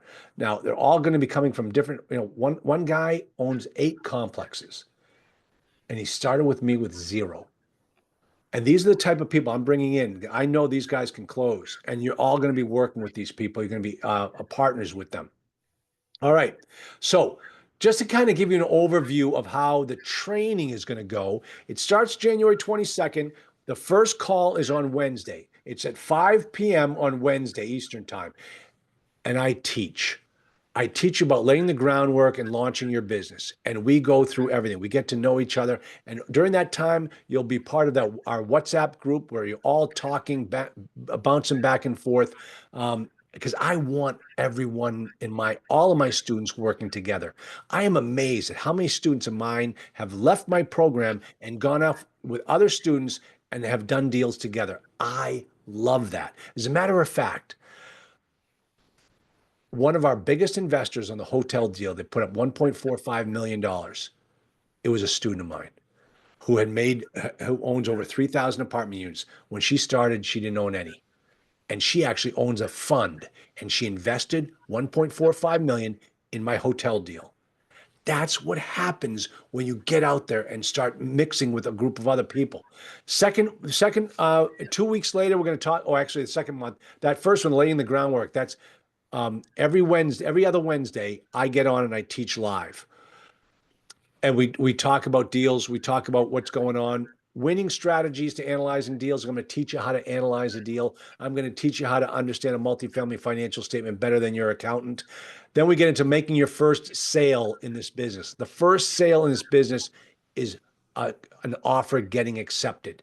That's really what you're selling. You're trying to convince a salesperson to say yes to your offer. That's your sale. And we're going to help you, show you exactly how to craft an offer. And we're going to do them. We're going to make offers. We're not going to get all of them, of course not, but we're going to make offers. And then we're going to talk about raising money, both debt and equity. You're going to understand what it takes to close these deals. And you're going to find out, some of you are like, geez, I don't have the resources to make this happen. I need somebody that does. And there'll be people in the cohort program that can help you, and we'll partner with you to get those things done. I'm bringing all the things together that you need in order to be a success. And then we're going to close those deals, and I'm going to teach you how to run and operate the properties. I own my own property management company. I know how this operates. And then we're going to rinse and repeat. And then 6 months from now, you'll be off with all your friends that you met over the last 6 months doing more deals. Keep hitting this thing the wrong way. Let me see what these notes are. Took me a year to find my apartment building in Salt. Yeah, the one I bought had a leaky roof and tenants were moving out. Yeah, Janice, how's it going? That was a year ago. That's out in Utah. So, Oh no, go ahead, Janice. I've owned it for a long time. Rents have doubled over the years, and it's more than double in value. So yeah, I've owned it for a long time. How much time does it take you? This is your only deal? How many No, years? but it's one of the ones that I still own. My property manager is amazing. He does all the repairs, and he manages, and he puts tenants in. He's a broker and a contractor, so I'm pretty hands off. Love it. This is where you say to Janice, "Hey, Janice, how do you feel about dating married men?" Just Yeah, kidding. yeah. I'm just kidding. Yeah, no, but the trick was like I didn't even want the bank wouldn't even was in danger once you got to less than a certain percentage. They weren't going to fund my loan. And so I got the owner to let me vet the new tenants because if one more tenant moved out, my loan would have fallen through because there wouldn't be enough people in it to cover it. So I got him to let me manage it before I even bought it. Okay, that is really cool because what essentially Janice was doing was a concept called master lease option. She didn't do a full master lease option, but she got in there and started to turn that property around before she even owned it. And that was that's another concept in this book. Yeah. There's a guy called Bill Ham who actually wrote the book on master lease options, and he sent me a copy of his book. And in you pull out he wrote me a little note inside the book, and it said, thanks for everything you taught me. My wife and I actually taught him how to do master lease options, and now he's writing books on how to do it. So it's pretty cool. All right, now let me tell you I'm about just saying, yeah, the deal's never in the list price, so don't worry about what's listed. The list price is a lie. It's a lie. Just forget about it. Make the offer that works for you. And folks, here's the deal. Here's the deal. There's no emotion involved. Your offer is supported by that formula I just showed you. All you have to do is put those numbers in, and they say, "Oh, this is ridiculously low. How dare you come up with this number?" And I say, "Hey, listen, your NOI is baloney. There's no possible way that you can run a C-class property with a 38% expense ratio. Just not going to happen." Oh well, well, he manages it himself. I don't care. I don't care. You got to put in the cost of the management because I'm not going to manage it myself, and so I got to build that cost in there. So these are the games that the brokers play. But when you base it upon the numbers on the formula, the number just makes sense. It is what it is.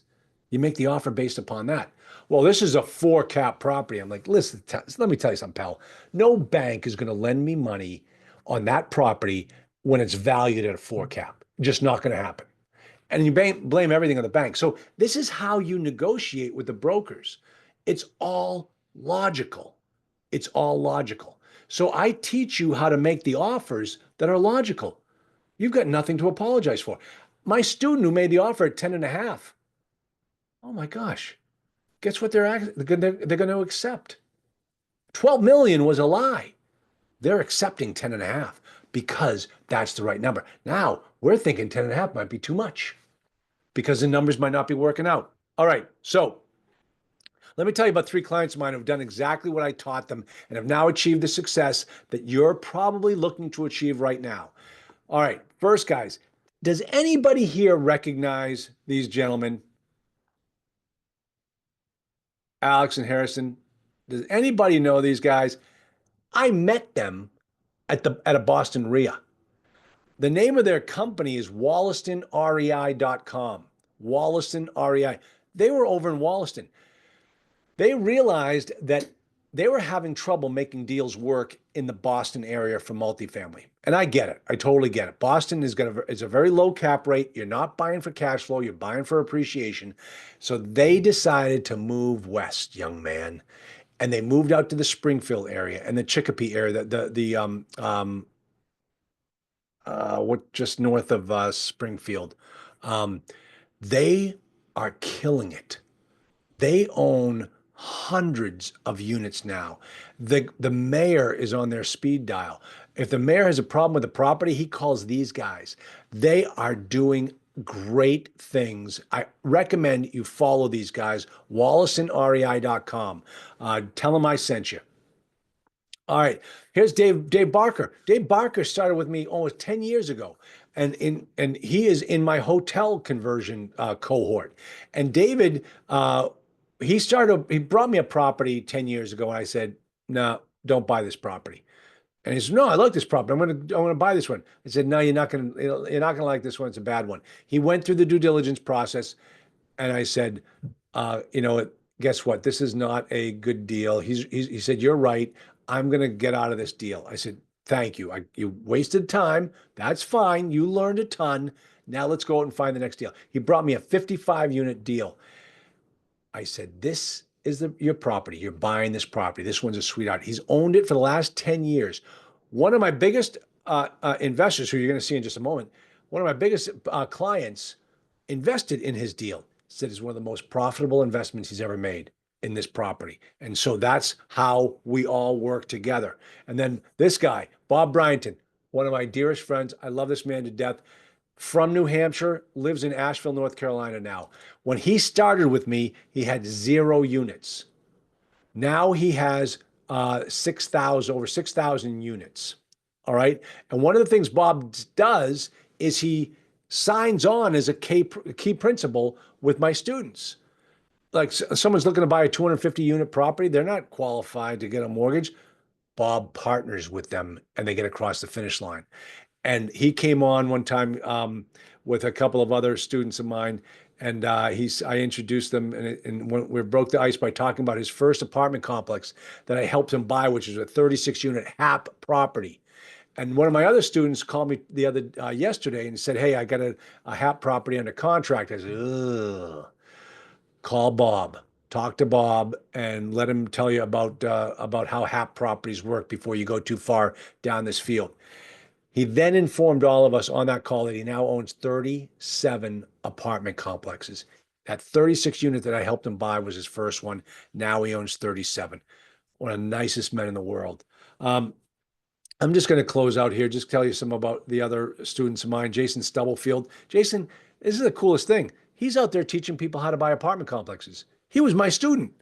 I mean, I helped him buy his first deals. And that's a compliment to me that my students are now out there teaching other students. Honest to Pete, I have some students that have their own training programs.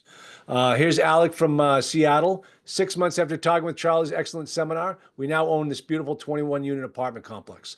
And then, Lisa Soviak. Duncan introduced me to Lisa. Lisa got into trouble with an investor, and she was going to lose all her retirement money. She put all her retirement money into this deal, and she structured it the wrong way. And then she was going to lose it. And Duncan says, "I need you to help this woman out." She is one of the sweetest, nicest people. She still owns that property this day, and it's making a lot of money for her. And we were able to save it. So that's it. So, folks, the 2 most important requirements for major success are first being in the right place at the right time, like you are today, and then actually taking action and doing something about it. So here's how it works. And actually, I'm also going to ask you, I have right here that you can send, oh, you know what? That's the wrong email address. Hey, here's what I need you to do. Kelly, can you put your email address on the chat box? Folks, send Kelly an email, and in the line, subject line, I want you to say application. And then we will contact you to talk about where you are and what you're looking to do to make sure that you're the right fit for our program. Then we'll tell you what the costs are. And believe me, folks, it is very affordable. I'm giving it away. And not only that, but we're making it, you can either pay one lump sum or you can pay over time in the 6 months.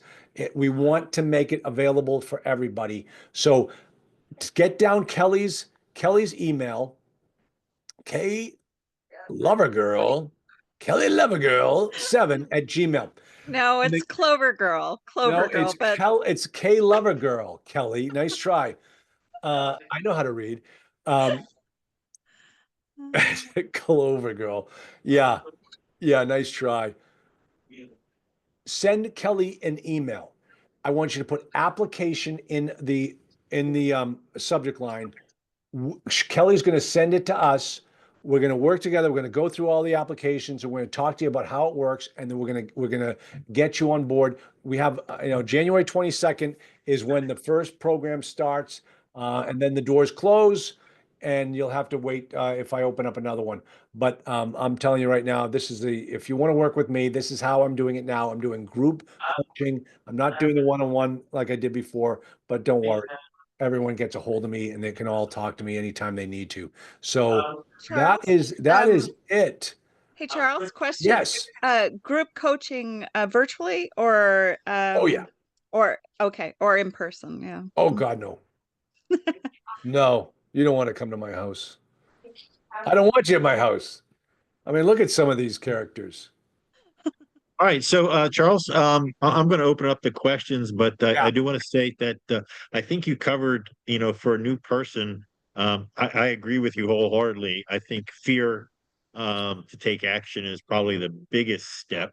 To access the funds and how to, make offers is really the second and third thing holding people back. Yeah. I think anything after that, where they have your expertise to um, guide them through the nitty gritty is very useful. But Yep. kicking off, like you said, is having that confidence and being part of a community or a team, cohorts, to make them feel good. They give that feeling of I can do this is very, very important. And knowing that your team has money and also, like you said, key partners that will sign in and give them the expertise. Not key man, what do you call it? Oh, key principles. Key Yep. principles. Yes. Yep. I mean, General that's going to partners. become very important in your bigger deals. Yep. So that's good. And Charles, would you suggest this program for a person who's looking just to get into like a 4 unit or something like that?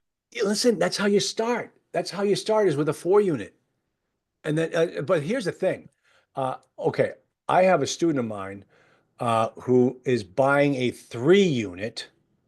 Okay, there's a punchline to my story. He's buying a 3 unit. It has 4 garages in the back. It used to be a 4 unit. It has 3 garages, and now he's turning the main building back into 4 units, and he's converting the 4 garages into 2 ADUs. So now he's got a 6 unit property that he bought as a 3 unit with garages. Now he owns a 6 unit. And here's the rub. He's offering $2 million for it because it's in San Diego. So listen, I don't care about, how many units, the numbers are all the same. You got to make this work for you and you just build up your portfolio just like Warren Buffett does. Okay, so we were discussing earlier the market in Boston. So you would help people do this out of state that they don't need to stick to Oh yeah, Massachusetts directly. absolutely. My students are all over the country. Yep. It doesn't matter to All me. right. It's the same All right. same concept wherever you go. And then in regards to finding deals, can you give us a little bit of information on how you would, set up a sample, give an assignment to go find deals? Is it Oh, LoopNet or is that where they still go to die? God, he listened to me all those years ago, didn't he? Yeah, we have a whole bunch of different ways to find deals. I have a whole lesson, an hour and 45 minutes long, how to find deals where no one else is looking. And that's what you want to do. I mean, when these gurus have their big boot camps, I can guarantee a LoopNet knows that what weekend it happened because their membership spikes because everybody goes rushing to LoopNet and signs up for a free account on LoopNet, and they all go looking for deals. I've talked to many brokers about LoopNet, and they say, when we put a deal on LoopNet, within 3 days, we've got 1,700 requests for additional information. And out of those 1,700, about 10 people make offers. And folks, when you're one of those 10, the cream has just risen to the top. And now the broker knows who you are. And they don't want to deal with 1,700. They want to deal with people who are making offers because those people are real. So these are some of the things we teach you, but we teach them Crexi, LoopNet, CIMLS. We go through all of the teaching you in your market how to find the brokers that fly below the radar screen. I show you how to all the different nuanced sites that you need to know how to go look for. I'll tell you, one of the best things that nobody looks for, an auctioneer site. There was an auctioneer in Watertown who's got a whole section on real estate. And these are estate sales for real estate. How many of you are looking at that site? you got to go looking for those sites. There are so many of them that you want to get out there and just systematically every single week get so things are dumping in your emails. You can check out deals. I mean, that's your job. That's your job is to find deals and make offers. Period. All right. So, Just a curiosity. I mean, would you send out letters of intent or would you make a full offer first? oh, okay. So the problem with doing a full offer is, that's really a legal document that a lawyer should review. Now, I am a lawyer. I'm not your lawyer, but I'm going to advise you as you make offers on the contracts. Brokers love to go to contract because they don't want to dick around with the back and forth on a letter of intent. They want to get the deal under contract so nobody else steals it from them. That's their problem. When you deal with a purchase and sale contract, you're dealing with legal fees.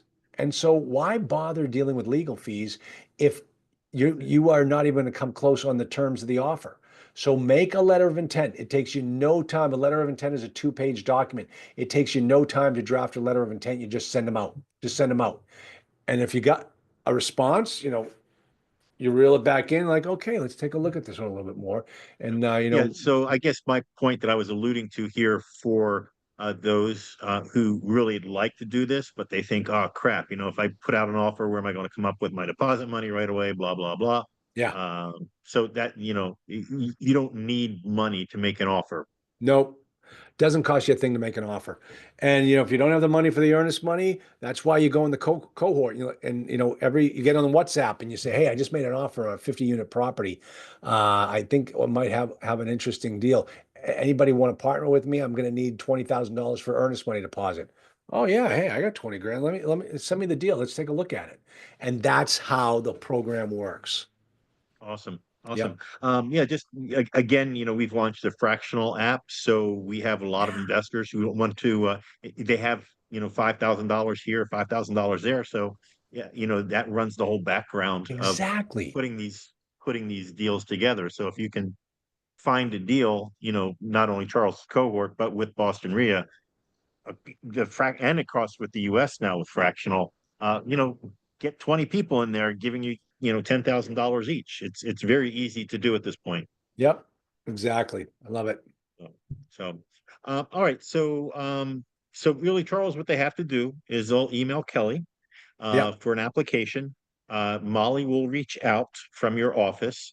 Now, will she speak to them or you speak to them? No, And I'll probably speak to you. I want to find out okay, who you are, what's your experience, are we going to work well together? That type of thing. I want to make sure that we're a good fit. My clients become my friends.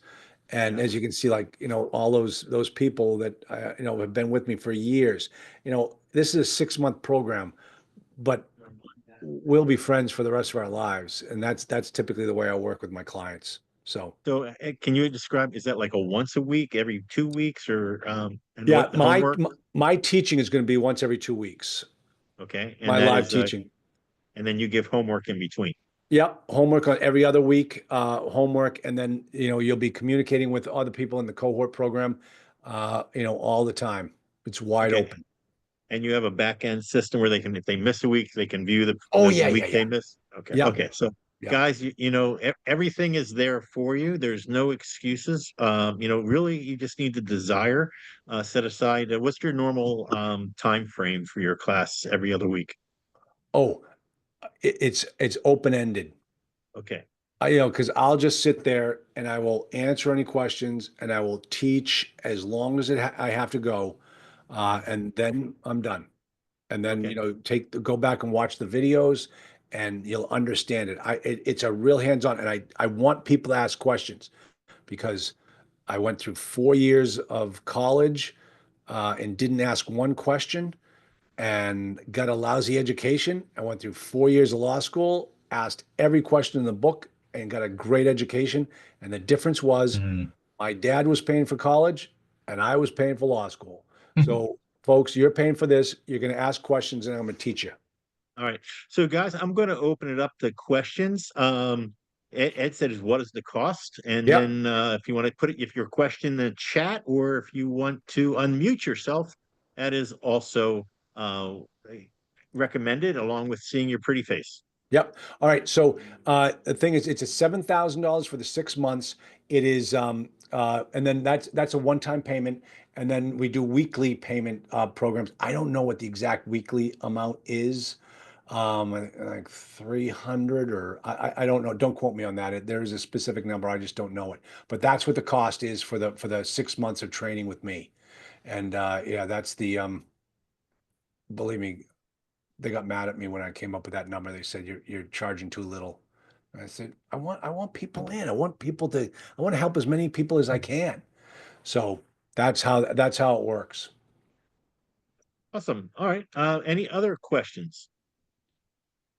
I think you did a great job. I think you Good. explained it all. Guys, if there's anything, I will post this as a replay, but I honestly, I would like you to ask your questions now if you have any. He does bite sometimes, but at least there's a screen in front of you. Yeah. No, guys, I've Uh, known Charles for years, and like I said, I've introduced him to people, and he's helped them out. And I even remember Bob, when so. Remember Gosh, Bob? Yeah. yeah, remember Bob? I remember that crappy little first apartment building he bought that he, Oh yeah, Villa something or other. Yeah, that's yeah, right. We were working on that one together. That's right. yeah. So not doing this one. Yeah. So Oh, and then all right, one of guys. my other students, another student has 8 complexes. I started with him. He had none. He's got his 9th one under contract, and it's a HAP property, just like Bob's first one. Yeah. And Bob would never do another HAP program again. And I said, hey, Frank, you got to call Bob. Just talk to him first. So, Okay. Glenn, no Uh, guarantee, Glenn. Because this is me. This is me and my time. And so, who knows if I'm going to be around. I'm 72 years old, Glenn. Hey, um, Charles, oh. get one question up here. I was just gonna say for the very first email, we're just asking for the application. Like you don't need to hear anything about us on that initial No, email. yeah, just ask us. That's really just going to open the our channels of communication. And I'll just kind of interview you and make sure that it's the right fit for you.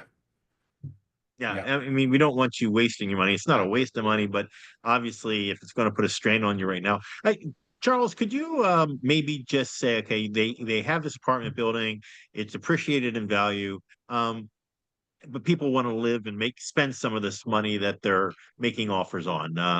Can you tell us how that kind of works? What kind of structures are put in place so Oh, they what do know you? they can get the rewards of their Oh, building okay. appreciation? So let's take a look at Janice. Janice has now owned this property for a while. So Janice is now probably able to pull off a nice cash flow off this property. I don't know how many units it was. Um, oh, by the way, yeah, I look good, Yeah, don't he's I, Glenn? Huh? 85. I look good. Um, so so Janice now has options. She can go and refinance that property and pull money out. And the thing is that the property she's only gonna take enough money out of that property so that her debt coverage ratio is sufficient to support the new loan that she refinanced with. All right. So that way she can take a chunk of money out of her property and stick it in her pocket, and the property continues to cash flow. That's one way that she could do it. She can take that money and roll it over, buy another, sell that property, do what's called a 1031 exchange, and buy a bigger property, and just continue to grow that way. That's like what Warren Buffett does, is he just keeps reinvesting the money into bigger and bigger deals. And she's probably receiving some nice cash flow from the property now after all this time, where hey, she'll just let it ride. Yeah. She keeps So reinvesting into it. It was my first apartment. I owe 10%. When I bought it, it was a 1031 exchange from a townhouse I owned. Bravo, Janice, bravo. That's exactly the way you do it. You take money from one deal and you parlay it into another one, and you build it and you build it and you build it. That's how people make millions in this business. So, Charles, when they do this loan, that money becomes tax-free, correct? Yeah, when they do a 1031 exchange, what they do is there's certain, requirements, and you have to, follow the IRS's guidelines. But if she sells that property, And the key is she has to have what's called a qualified intermediary, a QI. The QI takes all the proceeds from her sale. Janice never touches it, because as soon as Janice touches it, it becomes taxable money. So the QI holds the money and Janice goes shopping. And Janice, before and after, I'm not going to get into specifics, but Janice finds another deal and takes all that money that she made off that first deal, puts it into another deal, and it's non-taxable. And that's how the rich get richer. You know, And then when people are buying these rundown properties or investing money, then they turn them around within a year. They refi. They can pull money out and live on that money tax-free at that point too. Is that correct or no? oh, no, that's taxable income when the property, unless I missed something you just said, that would be taxable income to them. All right. I thought if they refied and took out a loan. Oh, I'm sorry. If they refied, yeah. Yeah, The refi is not taxable money. So Janice could have taken all that money, put it right in her pocket, not paid a dime in taxes. Yeah. Right. Yeah. So, this is a couple different strategies there, but definitely, you're going to be making offers. You're going to be pulling out your rewards. Yeah. So what would you expect as a timeline to somebody getting involved with you to, let's say, making an offer? I know this is variable. How long is the length of string, but they could buy at least 120 unit within the first year that they could have a nice income from. Yeah. I'll tell you, the whole point behind this cohort program is it's a 6-month window. You see, I've had some students who've been in my program for years before they buy their first property.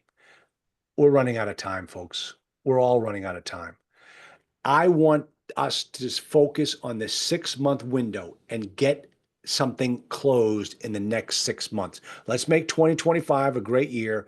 Let's make this happen. And so you are going to get this first deal done in that 6-month window. And I tell you, between you and me and the lamppost, it's an artificial deadline, but they work. And I'm going to make sure that you think, hey, you're going to lose me in 6 months. You better do what I say. You better be making these offers. What do you mean? It's been a whole 2 weeks and you haven't made one offer? You're not doing this. If you want this to happen, I'm giving you all the resources. I'm taking away any lack of confidence. I'm taking away any fear. You got 6 months. Let's go to work. Let's do it.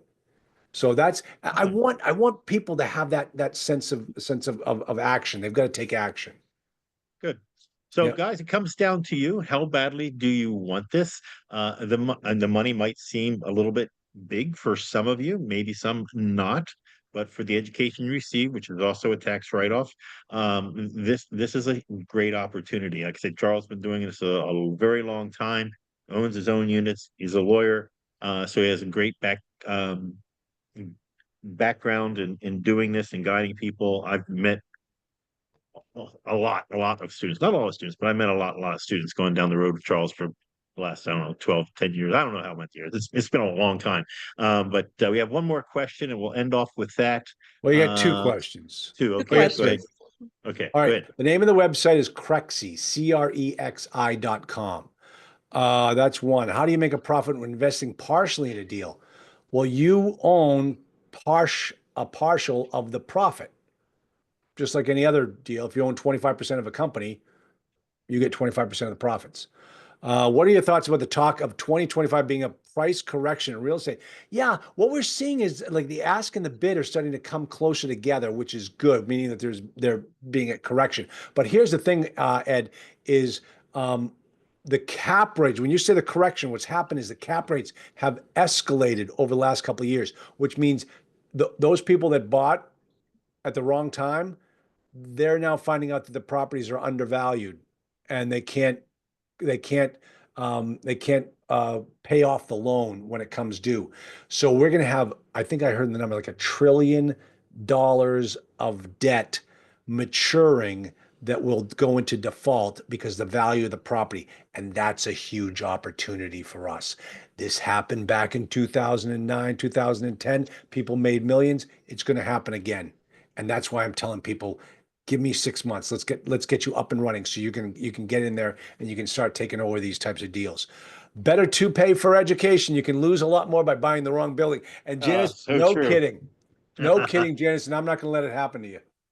And speaking All of right, taking guys. action, Yeah. speaking of taking action, I've been hearing from some of you already, like Dan and Akita, and so I'll be letting Beautiful. Charles know. Beautiful. Awesome. Love to All have right, you all on guys. board. All on board. This is going to be a great one.